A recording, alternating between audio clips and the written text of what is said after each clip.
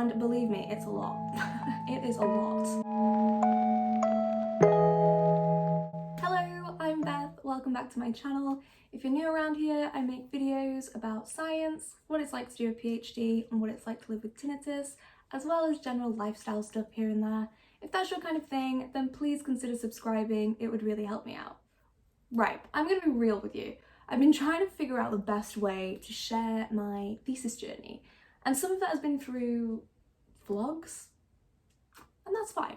But I really wanted to have a sit-down chat with you and talk about some of the things that I've learned through this process. And believe me, it's a lot. It is a lot. Today's video is all about how to get you prepared for writing your thesis. My dad always used to say, preparation is in the planning.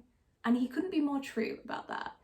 A thesis is probably the biggest document you're ever going to write, unless you decide to write books after that, but who would? Definitely not me. But it is a huge document, so you can't just wing it and just like go for it. You do need to get yourself prepared, and there's a lot of things that you can do to get yourself all geared up, ready to write your thesis. First things first, you want to have a plan. It seems super obvious, but you really do need to have a plan. If you don't have a plan, I don't know what you're gonna do. But a plan is key.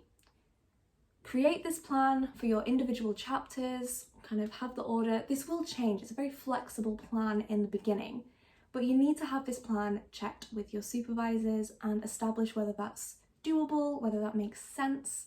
And I would recommend doing this as early as you can. If you can do it in your first year, absolutely go ahead. It might even help you dictate some of the work that you want to do throughout your PhD. However, most people tend to do this in their second and final year, but definitely sooner the better. And also you want to factor in a timeline as to when you want to start writing to when you want to submit.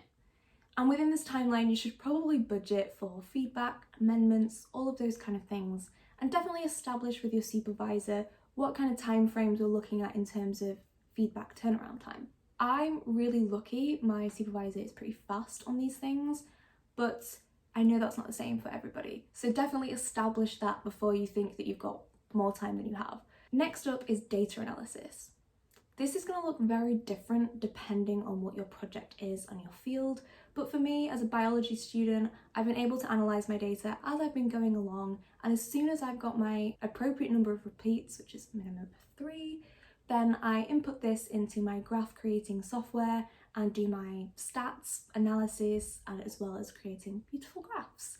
So I did this along the way because it just made things a lot easier. So then when it comes to writing your thesis, it's already done. You don't need to do any of that. You don't need to do your stats. You don't need to faff about. It's already there. Another thing I would recommend is making sure you have row or descriptive stats, which tells you kind of your average, your error and the number of repeats, and that's the kind of thing that you can input into your results section. So definitely have that in hand. It makes results writing a lot easier. Next up, creating your figures.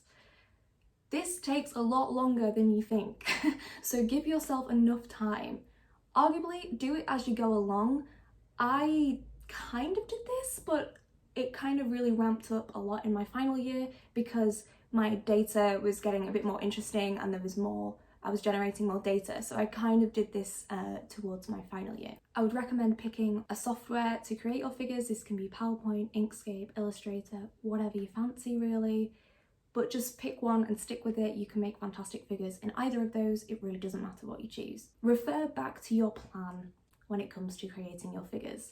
Again, your plan can change, but once you have an idea of your figures, that really does help dictate the rest of the thesis, and it helps you when it comes to writing your results. On top of this, I would highly recommend writing your figure captions as you've created the figures. It's fresh in your mind, it's there, have them in a document. I have all of my figure tracking information in an Excel file. This includes the title of the figure, the style of figure, so what kind of, is it bar graph, is it images, all of that.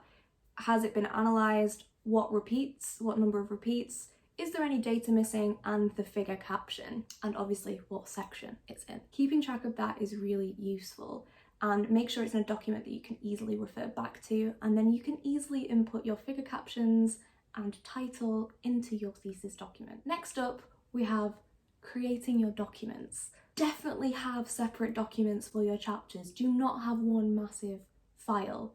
You can merge these files at the end and it's fine, but definitely create separate chapters. Some of this is for your benefit in terms of if you're sending chapters off to get feedback, you can work on other chapters. You're not just having this one document coming back and forth, and it just, you know, it gives me the heebie-jeebies just having one huge document, and it just stresses me out in case you lose that.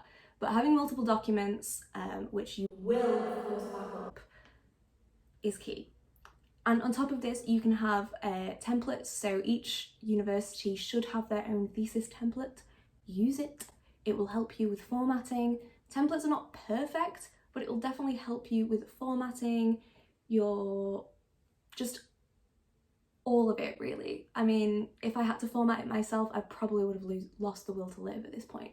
But having a template really does help. Following on from this, go on a course for writing your thesis.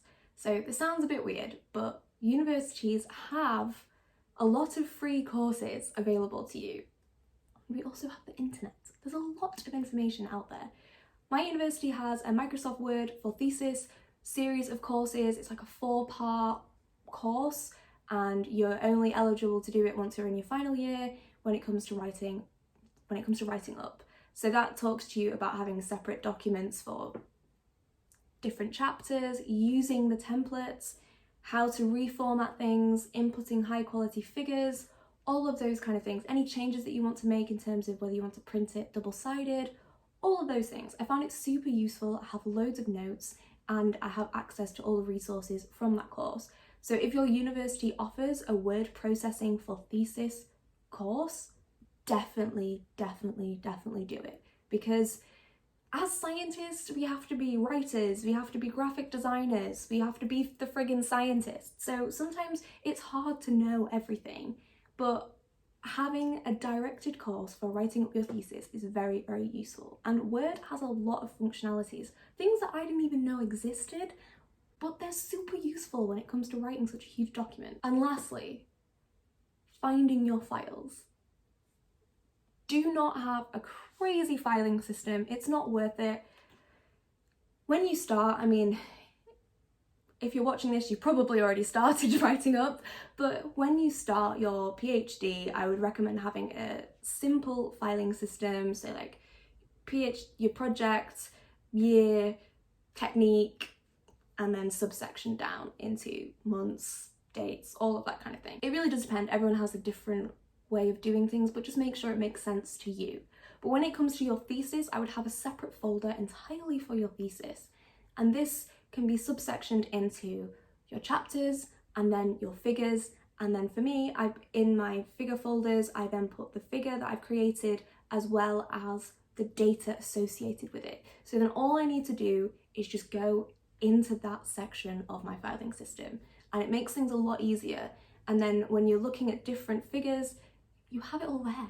It makes things so much easier instead of having to sift through like years of work, because it is, let's be honest, it's at least 3 years worth of work. And there's a lot of work and a lot of data. So make it easier for yourself. That's all of this preparation and planning is to make it easy for yourself.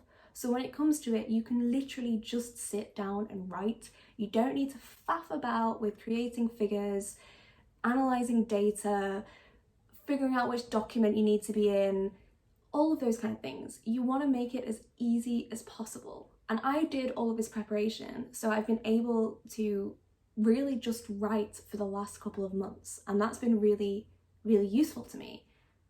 And I think I probably would have lost my mind if I had to do all of this stuff at the time of writing, because a lot of people like myself couldn't be in a position where we could have no funding and write up for like a year. That's not possible.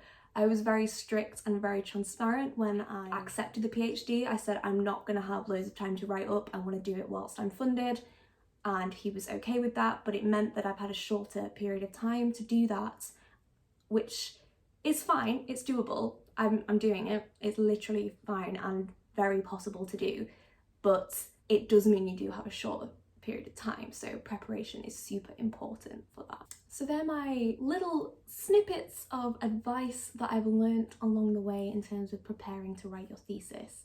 To summarise, you want to have a plan and timeline. You want to analyse your data in advance, as well as creating your figures and writing your captions, creating separate documents for each chapter, as well as attending a thesis course. Lastly, finding your files. Let me know if I've missed anything. Let me know if you found this useful, and tell me if you're writing up right now, how's it going? Just let me know. I'm in complete solidarity. It's a roller coaster. Some days I'm fine, other days not so much. But I really, really hope you found this useful. And if you did, please give it a thumbs up. I would really appreciate it. And if you're not subscribed already, then please do. And I'll see you in the next one. Thank you.